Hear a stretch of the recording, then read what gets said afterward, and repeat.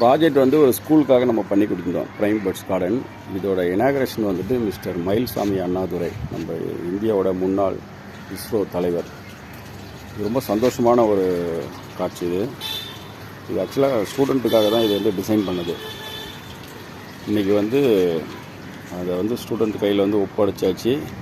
அதை இனாகரேட் பண்ணது வந்து நம்ம இந்தியாவோட முன்னாள் சயின்டிஸ்ட், இஸ்ரோட தலைவர்.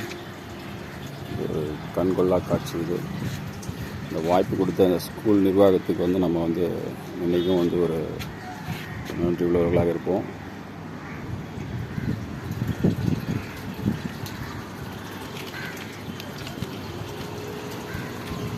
நெக்ஸ்ட் ப்ராஜெக்டில் பார்ப்போம்.